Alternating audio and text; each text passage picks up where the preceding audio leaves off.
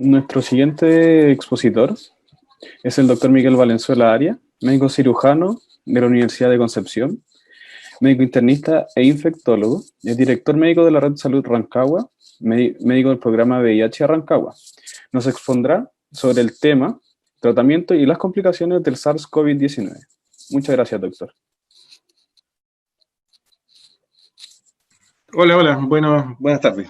Muchísimas gracias por la presentación. Es una enfermedad, el COVID, una enfermedad emergente. Seguramente hay mucha información que de repente también ya puede que la hayan visto en las presentaciones anteriores, o además de solo haber estado enfrentado a esto desde enero del año pasado, que muchas de estas cosas ya las conocemos todos, provocado por el SARS-CoV-2, de una cepa de coronavirus. El SARS-CoV-2 no es el único coronavirus, hay otras cepas que van desde cuadros respiratorios comunes y corrientes, un resfriado común, hasta enfermedades graves, tiene alto riesgo infeccioso, y lamentablemente, y como lo voy a decir finalmente más adelante, no tenemos todavía ningún sistema ni tratamientos curativos ni vacunas por el momento. Se identificó en China inicialmente, en Wuhan, a fines del 2019. Tenemos otros 2 coronavirus que habían provocado previamente cuadros epidémicos, no alcanzaban al nivel de pandemia, como fue el MERS, que fue el año 2012 en el Oriente Medio, y el primer SARS-CoV, que también se ha denominado actualmente SARS-CoV-1, que fue identificado en el 2012 y que provocó este cuadro, o este síndrome respiratorio agudo que se llama SARS, por la sigla en inglés, y que fue en China hacia finales del año 2012. Estos coronavirus causan infecciones respiratorias graves, patógenos zoonóticos que comienzan en animales infectados y se transmiten hacia las personas. Y el problema con el SARS-CoV-2 es que ha demostrado que tiene una buena capacidad de transmisión de persona a persona. Se une al receptor de la enzima convertidora de angiotensina en los alvéolos tipo 2 y en el epitelio intestinal, y es por eso que puede provocar también cuadros gastrointestinales como manifestaciones iniciales. Se trata del mismo receptor que utilizaba el SARS-CoV-1. Produce eventualmente cuadros por 2 días, por la afectación primaria a nivel pulmonar, un síndrome de distrés respiratorio del adulto, que se caracteriza por daño alveolar difuso, pero además se ha demostrado que produce o compromete los neumocitos, provocando daño viral citopático, lo que implica daño viral directo.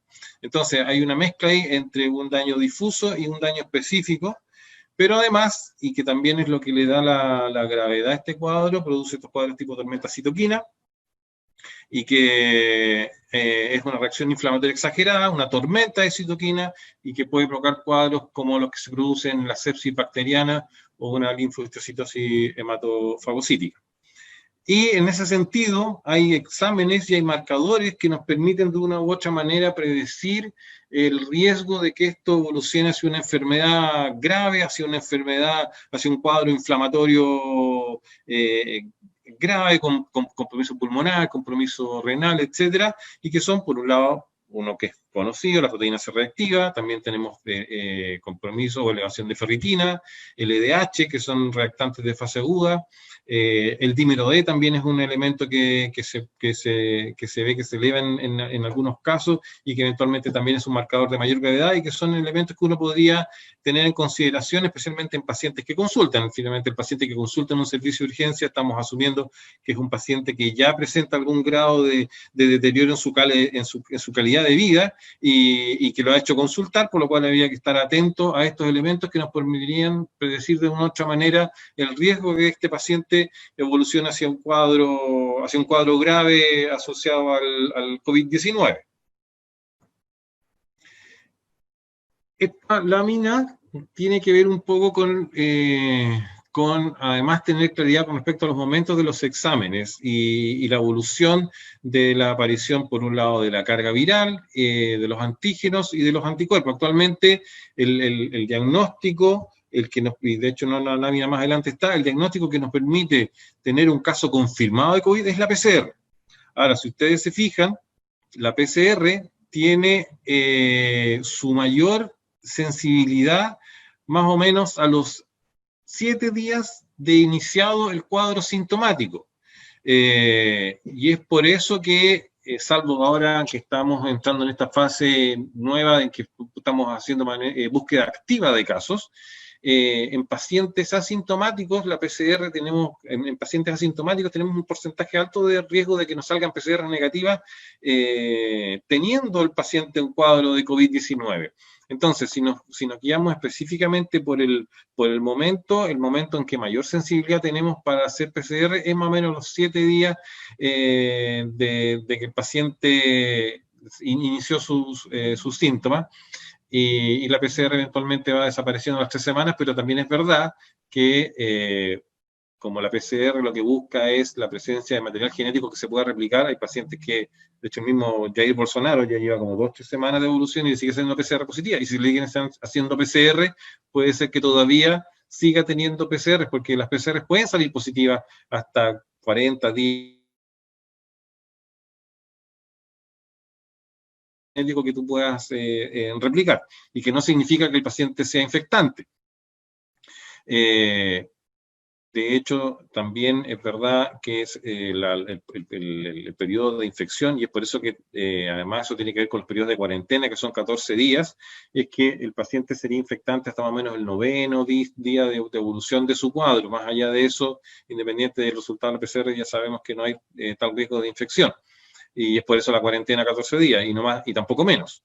Y eventualmente la aparición de anticuerpos, que también empezarían a aparecer luego de las 2 semanas, de hecho, el diagnóstico. Tenemos los IgM, los IgG, vemos la curva de evolución. Hay estudios recientes también que confirman, o que demuestran más bien, que en cuadros leves la pérdida de los anticuerpos a los más o menos 3 meses ocurre más o menos un 80%, que desaparecen, y los cuadros que han sido más severos, eso también ocurre en un porcentaje menor que ese, pero un paciente que ha tenido cuadros graves, hospitalización en UCI, ventilación mecánica, eventualmente a los 3 meses también puede haber perdido la presencia y la detección de los anticuerpos. Por eso que en general todo este tema del test rápido y los anticuerpos, hay que tomarlos con mucho cuidado a la hora de solicitarlos eventualmente y a la hora de analizarlos, porque el que salgan negativos no necesariamente significa que no tuve infección, y por otro lado el que salgan positivos tampoco me asegura la certeza, todavía no hay tan real certeza de cuánto tiempo de inmunidad tú vas a tener posterior a haber tenido el cuadro. Aquí, bueno, un poco con respecto a lo que estábamos hablando recién, la PCR es un examen que es muy específico, pero la sensibilidad no es tan alta como uno quisiera. Es más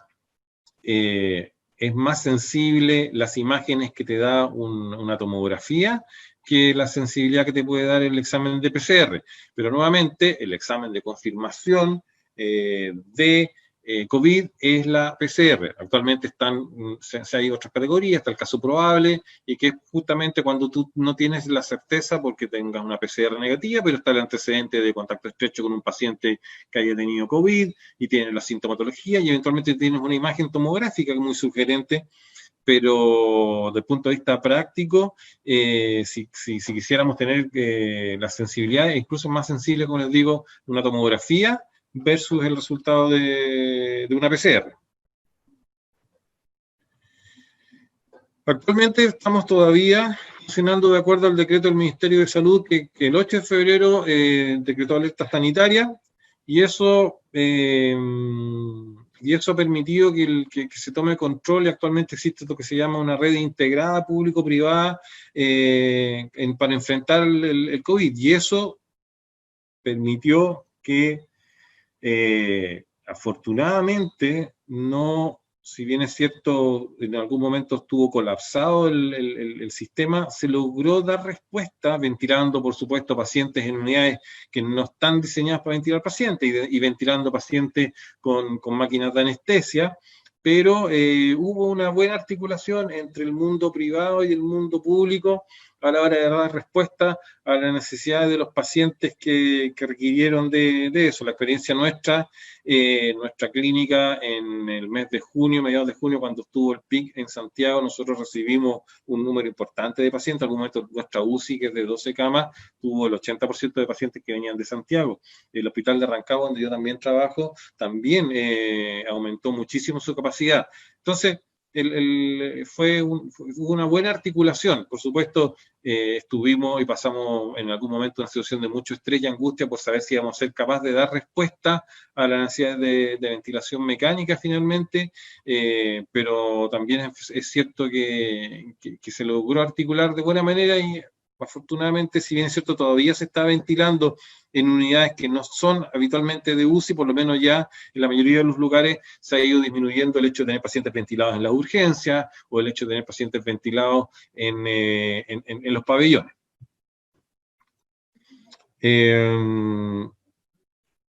Esta lámina tiene que ver con cómo va, esto es ahora hasta el 21 de julio. El número de afectados, el número de fallecidos y el número de pacientes que han sanado. Estados Unidos, 3.830.000 afectados, y ahí están los fallecidos. Brasil, octavo lugar está Chile con 330.000 al 21 de julio, con 8.503 fallecidos de acuerdo a los datos que se entregan y con 301.000 pacientes que se definen como curados. Ahora, todos estos datos siempre hay que mirarlos, las estadísticas, dependiendo del enfoque que tú le des, y los datos se pueden analizar de muchas maneras, pero llama la atención, por ejemplo, que México, que tiene 50 millones de habitantes, tenga 19.000 exámenes más que nosotros. Hay que ver las políticas que cada país sigue. Se ha criticado mucho que eventualmente nosotros estamos haciendo pocos exámenes. Puede ser, la verdad es que yo ahí tengo opiniones encontradas, pero el punto es que si nos comparamos con los números fríos, estamos en octavo lugar, 330.000 pacientes afectados por coronavirus.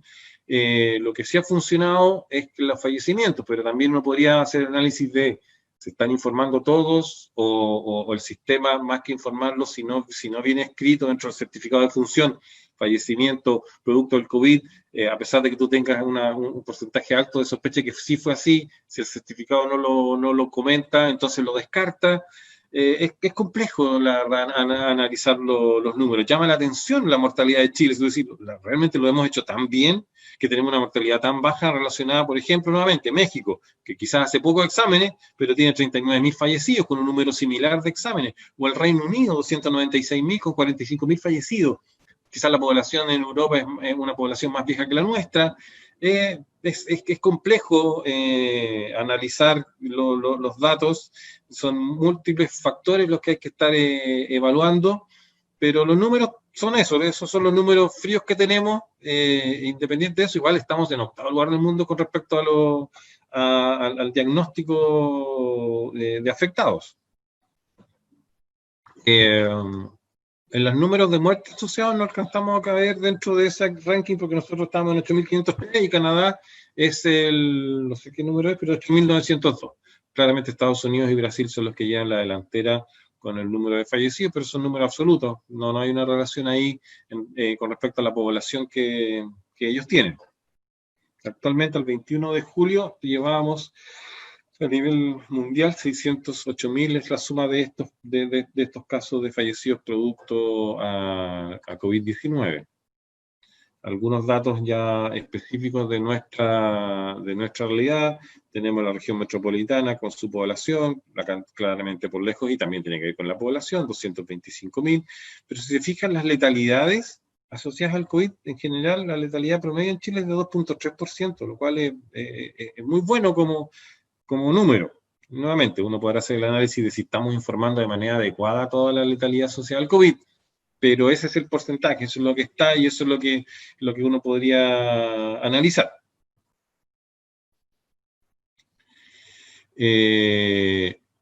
Definiciones.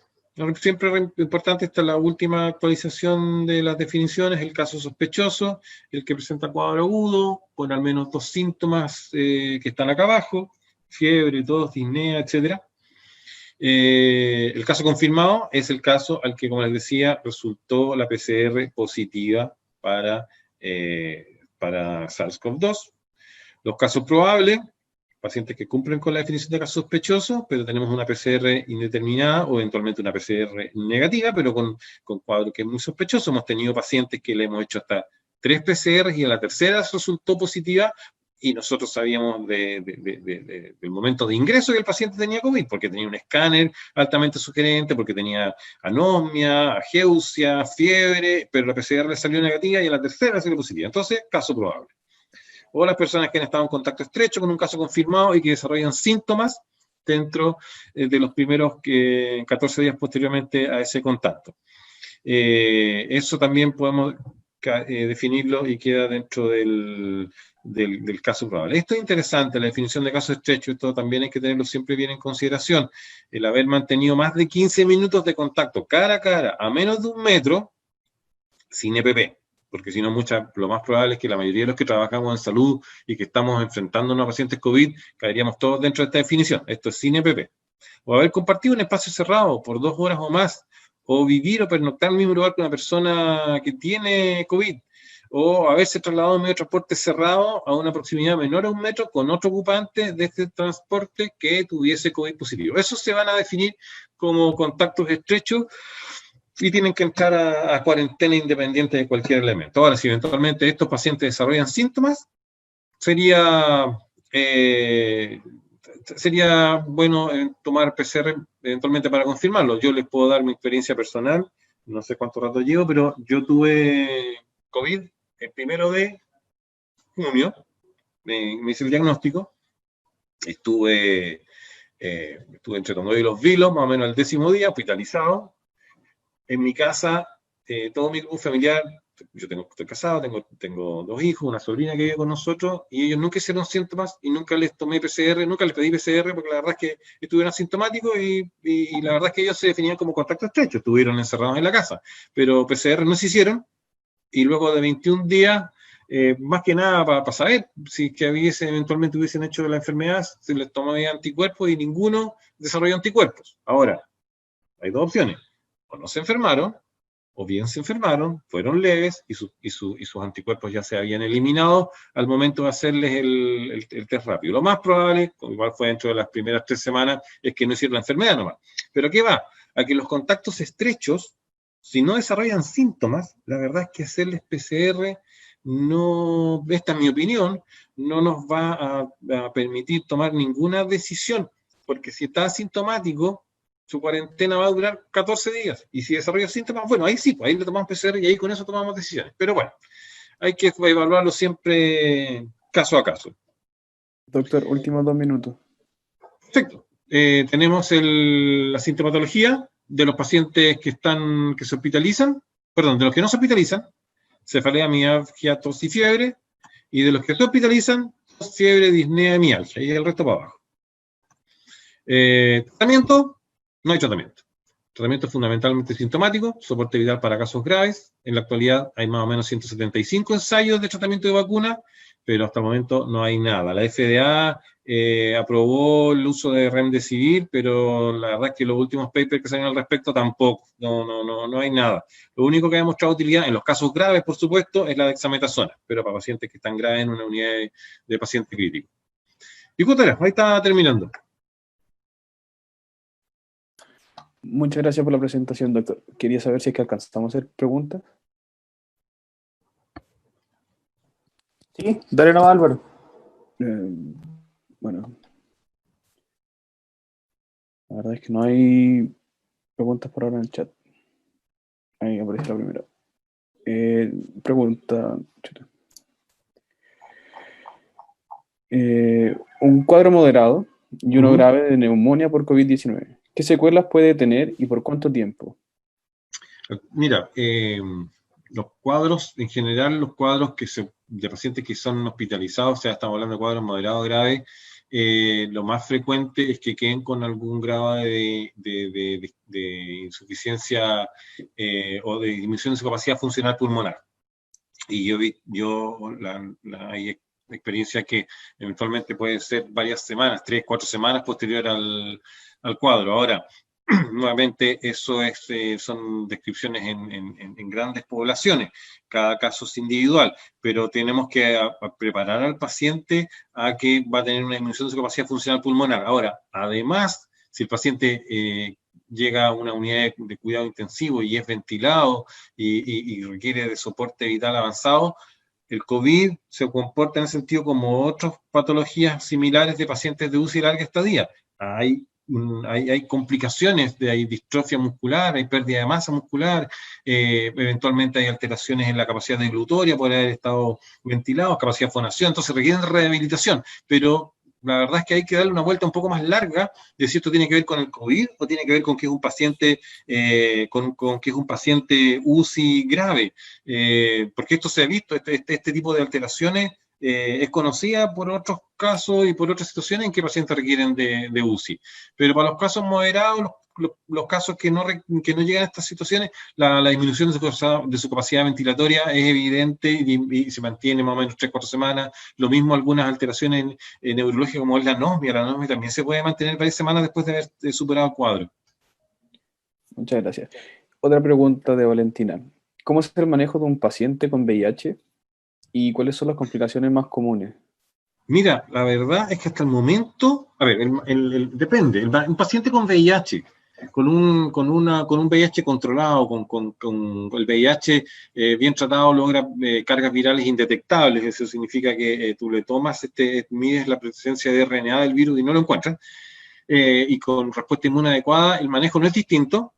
Y hasta el momento no han habido, yo no he visto publicaciones que demuestren que tengan una respuesta diferente a la de la población no VIH. Por supuesto, si tienes un paciente VIH no conocido y que te enteras que tiene VIH en el contexto del COVID, su sobrevida seguramente va a estar disminuida. Lo mismo un paciente VIH que esté en abandono de tratamiento o que lleve una mala adherencia a su terapia, también va a tener un pronóstico que va a ser más malo producto de que se asocia el COVID a una inmunodepresión por VIH. Pero en pacientes VIH en tratamiento, bien controlados, bien tratados, con cargas virales indetectables y con ojalá una respuesta y una mejoría en su recuento CD4, el manejo no es diferente al de un paciente no VIH.